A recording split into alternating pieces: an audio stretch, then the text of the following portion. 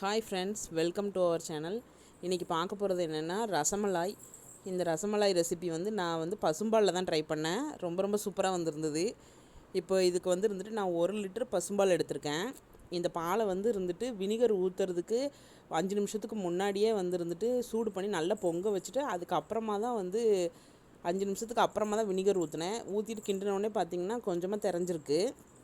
இப்போ இன்னொரு 5 நிமிஷமாக அதை நம்ம மீடியம் ஃப்ளேமில் வச்சுட்டு சூடு பண்ணிவிட்டு அதுக்கப்புறமா ஜூஸ் வடிகட்டியில் தான் நான் வடிகட்டியிருக்கேன். இப்போ வடிகட்டி லைட்டாக நம்ம அந்த அலசல் நம்ம ஷேக் பண்ணாலே போதும். அதில் உள்ள தண்ணி பூரா வடிஞ்சு வந்துடும். இப்போ நார்மலாக நம்ம குடிக்கிறதுக்கு யூஸ் பண்ணக்கூடிய கோல்டு வாட்டர் இல்லைனா நார்மல் வாட்டர் ஓகே. அந்த வாட்டரை வச்சுட்டு கொஞ்சம் லைட்டாக அலசி விடணும். அலசிட்டு அதுக்கப்புறமா நீங்கள் இன்னும் கொஞ்சம் தண்ணி வச்சுட்டு அதுவும் நார்மல் வாட்டர் தான் வைக்கணும். அந்த தண்ணியில் இந்த எடுத்துருக்க பன்னீரை அது உள்ளே போட்டுட்டு கொஞ்சம் நல்லா பெரட்டி விட்டிங்கன்னா அதில் இருக்க எக்ஸஸாக இருக்கக்கூடிய மில்க் எல்லாமே வெளியே போயிடும். இப்போ நமக்கு தனியாக ஒரு கெட்டியான ஒரு பன்னீர் கிடைக்கும். இப்போ இதையும் வடிகட்டணும்.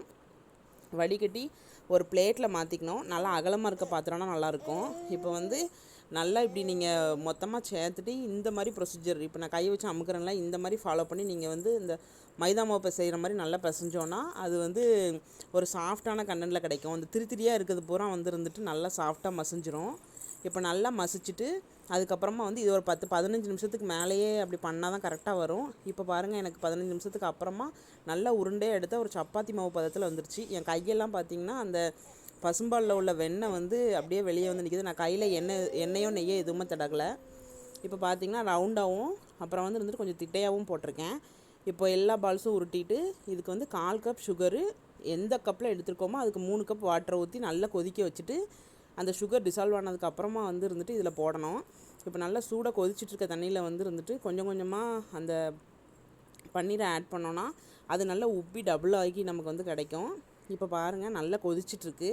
இது கொஞ்சம் ஸ்பேஸ் இருக்க மாதிரி போடணும்னு சொல்லுவாங்க. நான் சும்மா இதிலே போட்டேன். எனக்கு இதிலே நல்லா கரெக்டாக தான் வந்துச்சு. மொத்தமாக எல்லாத்தையும் போட்டு நல்லா இது கொஞ்சம் பாருங்கள், பார்க்கவே நல்லா வெந்துட்டுருக்கு. அதுக்கப்புறம் பார்த்திங்கன்னா இது பசும்பால்னால அதில் உள்ள வெண்ணெய் நல்லா பிரிஞ்சு வந்திருக்கு. இப்போ பால் வச்சுட்டு இதில் ட்ரை நட்ஸ் எல்லாம் நல்லா சாப் பண்ணி போடணும். அது நான் ஏற்கனவே வீடியோ போட்டிருக்கேன். இந்த ப்ராடக்ட் எனக்கு ஆன்லைனில் தான் வாங்கினேன். நல்ல யூஸ்ஃபுல்லாக இருக்குது. இப்போ பாருங்கள், இதில் பாதாம், பிஸ்தா இல்லை அண்டிப்பருப்பு இந்த 3ல் ஏதோ ஒரு பவுடரை நம்ம ஆட் பண்ணால் கொஞ்சம் நல்லா திக்னஸாக கிடைக்கும்னு எனக்கு தோணுச்சு. நான் போட்டேன், சூப்பராக இருந்தது. நான் பாதாம் பவுடர் தான் ஆட் பண்ணியிருக்கேன். இப்போ கேசரி கலரு, மஞ்சள் கலர் ஆட் பண்ணேன்.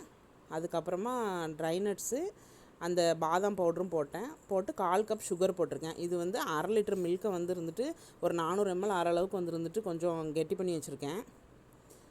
இப்போ பாருங்கள், நல்லா எல்லாம் மொத்தமாக கலந்துருச்சு.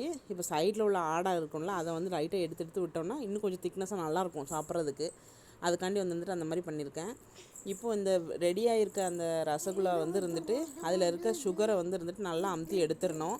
இப்போ அந்த வாட்டர் இருந்ததுன்னா இந்த மில்க் அது உள்ளே அப்சர்வ் பண்ண முடியாது. அதுக்காண்டி நல்லா அமுத்தி எடுத்துடணும். இப்போ பாருங்கள், இந்த மாதிரி எல்லாத்தையும் அமுத்தி எடுத்து வச்சுட்டு அதுக்கப்புறம் அந்த ரெடியாக இருக்க அந்த பாலில் அந்த பிஸ்தா பவுடரெல்லாம் கலந்து கொஞ்சம் நல்லா திக்னஸாக கிடச்சிருக்கு. இதில் இப்போ நம்ம ரெடி பண்ணியிருக்க அந்த ரசகுல்லா இருக்குல்ல, அதை இதில் போட்டுறணும். இப்போ பாருங்கள், நல்லா இந்த பன்னீரை உள்ளே போட்டதுக்கப்புறமா இன்னும் ஒரு 5 நிமிஷம் அடுப்பை ஆஃப் பண்ணிட்டு கூட நம்ம போடலாம். ஆனால் நான் கொஞ்சம் நேரம் கொதிக்க வச்சா நல்லாயிருக்குமென்னு எனக்கு ஃபீல் ஆச்சு. அதனால் ஒரு 5 மினிட்ஸ் மட்டும் நல்லா கொஞ்சம் கீப் வார்ம்னு வச்சுட்டு கொஞ்சம் நல்லா கொதிக்க வச்சேன். இப்போ பார்த்திங்கன்னா ரெடி ஆயிடுச்சு. இதை நான் நார்மலாக ஆற வச்சுட்டு அதுக்கப்புறம் ஃப்ரிட்ஜில் 2 மணி நேரம் வச்சுட்டு இதுக்கப்புறம் இப்போ ஒரு பவுலில் எடுத்து வச்சிட்ருக்கேன். ரொம்ப சூப்பராக இருந்தது. அதில் உள்ள அந்த ரசகுல்லாவும் அந்த பன்னீரும் நல்லா இருந்தது. அதுக்கப்புறம் அந்த மலாய் நம்ம அந்த பால் ரெடி பண்ணியிருக்கோம்ல, அதுவும் ரொம்ப சூப்பராக இருந்தது. நீங்களும் வீட்டில் ட்ரை பண்ணி பாருங்கள். இந்த ரெசிபி உங்களுக்கு பிடிச்சிச்சின்னா சேனல் சப்ஸ்கிரைப் பண்ணுங்கள், ஷேர் பண்ணுங்கள்.